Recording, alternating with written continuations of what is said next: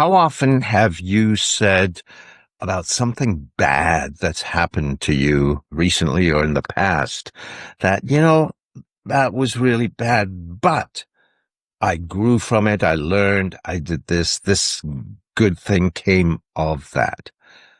Talked about there being a silver lining to the dark times in your life. Well, that's a good way to reframe it, but there's also possibly a very negative message that you're sending to your unconscious mind that may cause you problems down the road.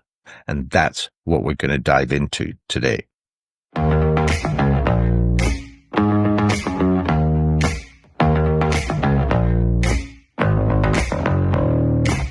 Hi, I'm Ravi Tangri, and this is SOULgineering your life and work. This is about how do you find those tiny little pressure points where you put a little bit of effort here, a little bit there, and it shifts everything to really elevate your life so you can bring more heart, more soul into all of your life, your work, your home, your community, everything that you do.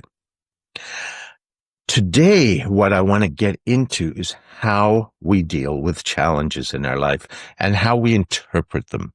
We all go through difficult times in our life, through challenges, hard times, turbulence, and we come through it. One of the things that we often do is we rationalize it that, that sucked, but this benefit happened. I grew in this way. I learned all of these things.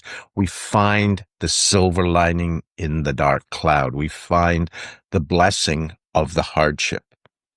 And that happens a lot. I've done that myself.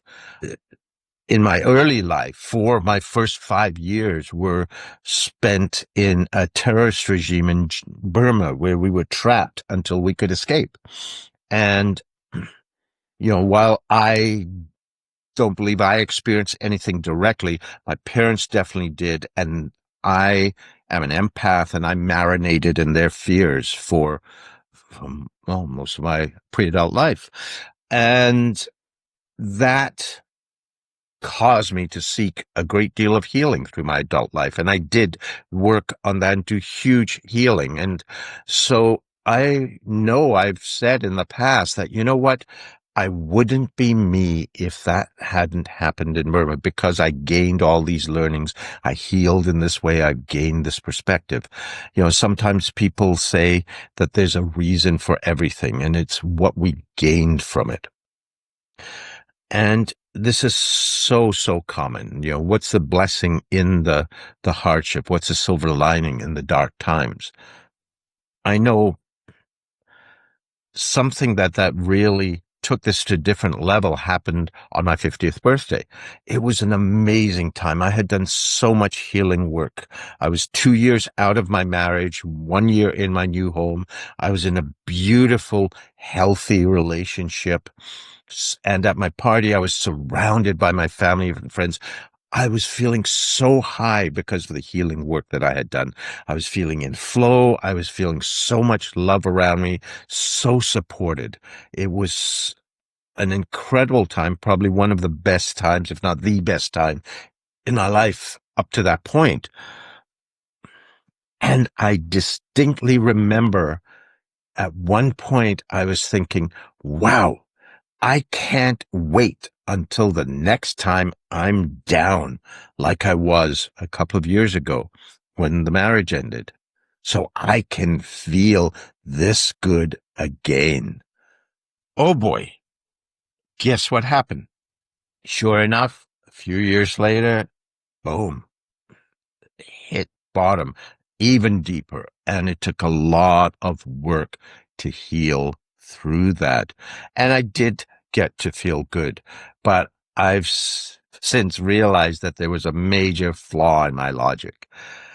Recently, I discovered the work of Edward Mannix, who created the healing modality called the compassion key. And he points out a fallacy in this whole silver linings perspective that we look at the bright side of the bad things that happen. You see, one thing you've got to understand to get this is your unconscious mind is like 5-year-old kid. It doesn't grow up, and it takes everything you say literally, and it doesn't understand complexity and metaphor and so on. And so if you say that, oh my gosh, I grew and I learned and I healed because of this hardship, what your unconscious mind does is, it's a 5-year-old kid. It goes, oh, then in order to grow, we need struggle. We need to overcome challenges. We cannot grow any other way. And that's incredibly powerful programming. One of the things that I've learned from working through Edward Mannix's work is that, there's a lot of growth that does come from challenging times, but we could have that growth without the challenge and the hardship. There are ways to have those insights, to have that growth, to move forward, to progress without having to go through the hardship. I'm still not sure how I stand fully and completely. There is some sense of that everything happens for a reason. And, there are hardships that I've gone through in my life that I grew from. It's true. Could I have gained that knowledge, those insights, that growth without the hardships? Possibly. But the fact is that doesn't matter. What is most important is what I am programming myself for the future. What am I expecting? And I'm going to ask you this. What are you expecting? There's all of these things that are hardships, and we assume we have to have these challenges. We have to have these hardships. It's part of life. It's how we learn and how we grow. But what if that wasn't the only way? What if we could learn and grow through ease? What if we could learn and grow while living in ease and flow? Why do we have to have the challenges and the hardships to grow? And this is a powerful programming that we give our unconscious minds, that this is something that's necessary for us to grow. So the question I would ask you, the takeaway from this episode is not as simple as do this and this result. It's a question or a set of questions to think about and to sit in. What is it that you are rationalizing? What is it that you are expecting? Are you expecting your future to be like your past, that you have grown through difficult times, through challenges? You can do more, but then there are other challenges that help you grow.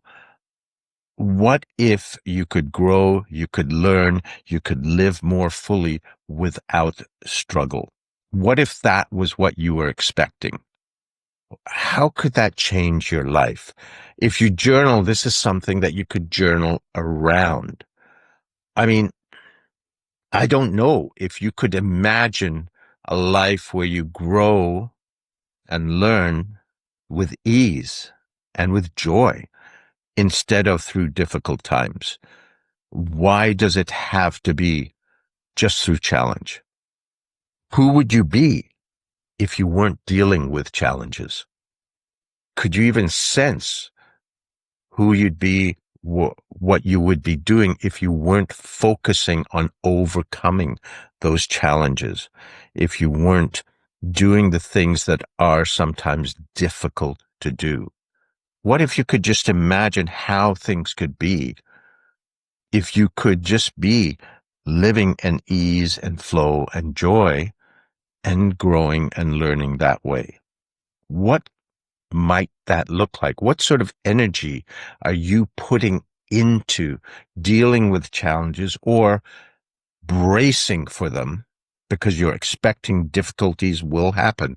We're living in a crazy, wackadoodle, uncertain world right now. So there's a lot that you can be nervous and uncertain about. But the thing is, if you look back in your life, you've had all sorts of things happen and you've adapted to them. You're here. You're successful. You know, you may not feel sometimes that you're successful, but think about it in terms of so many other people out there. You're doing so much more. You're doing so much better than many people out there, but you may not acknowledge that. You have found your way through. The question is, do you need to continue going through the caca to learn, to grow, and to find your way through? I'm realizing that you do not. And the first step is perhaps exploring, what could life be like? How much energy am I putting into facing the hardships, still carrying burdens from the past and bracing for what could happen in the future? Because part of you still believes that there could be things that happen like that, because your experience has shown you've gone through one after another. But I wonder how much of that happens because it happened and how much happened because we expected it. And so we made it happen. We influenced it. So this is really something more I'm challenging you to think about.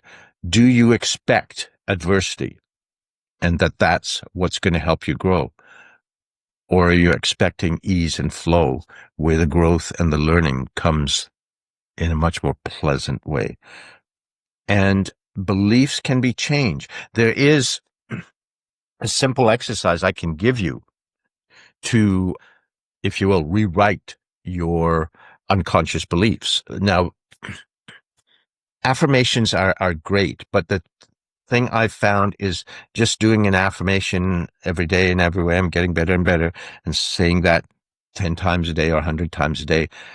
Sometimes it can be like trying to tear down an iceberg with a toothpick. What I have found is a way to put affirmations on steroids and really ramp up how you shift things. And this is a very simple technique.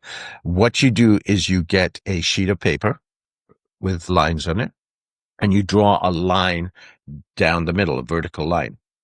And what you do is you think of the belief that either you think you have. For example, in this case, you could be, I learn and grow with ease. And on the left-hand side, on the top line, you write down, I learn and grow with ease, or whatever the affirmation or positive belief you want is. Then you just be still, and whatever pops up in your head, whatever thought pops in your head, you write it on the right-hand side. Then on the next line, on the left-hand side, you write the same affirmation. You're going to do that all the way through. In this case, perhaps I learn and grow with ease. And then the first thing that comes to your head on the right-hand side, the first thought that pops up, and you just keep going. And what will often happen is the right-hand side is the unconscious programming. It's what's really going on. And, it could be like, no, you don't. No, I don't. It's never easy. Whatever things that pop up. And as you go down, keep writing the same positive affirmation on the left, write down whatever pops into your into your mind from your unconscious on the right-hand side. What happens is, as you go through the page, about halfway down, things can get really nasty. You could start dropping F-bombs there. You could be, it could get really dirty and vicious. But as you keep going through that page, sometimes it's necessary to go to a second page. But I've never used this technique or had my clients use it where they've needed more than 2 pages. Maybe you will. The right-hand side starts to change, and it starts to slowly shift to align with the belief on the left-hand side. So what you are doing is allowing the real unconscious programming, what's really driving you, to pop up on the right-hand side. And as you keep stating the belief that you want on the left-hand side, you reprogram your unconscious mind, and it's your unconscious that really guides you. So if you are willing to explore this thing about silver linings and let go of the belief that you need to have hardship to learn and grow, try this technique out. On the left-hand side, keep going down by writing, I learn and grow with ease. Notice what pops up on the right-hand side, and you will discover what your unconscious programming is, and you will slowly be able to rewrite it to align with this. And think about how much of a difference that can make in your life if, instead of all of the pain and struggle in the hardship, all of that energy is going to learning and growing with ease. Imagine the difference that it could make. I'd love to hear what your thoughts are on this, on the challenge of the silver lining, and perhaps the fallacy of the silver lining, and what you discover in your explorations. This is deep work, and it sometimes can take a lot of work and some amazing conversations to really start to surface how you may actually be creating more difficulty in your life than you actually need to have happen. So please share with me, email comments, and email me, or you put it in the comments, and let me know what your thoughts are and what you discover in this journey. I'm Ravi Tangri. This is SOULgineering, your life and work, and I will see you next week. I've got the energy, it's all I need to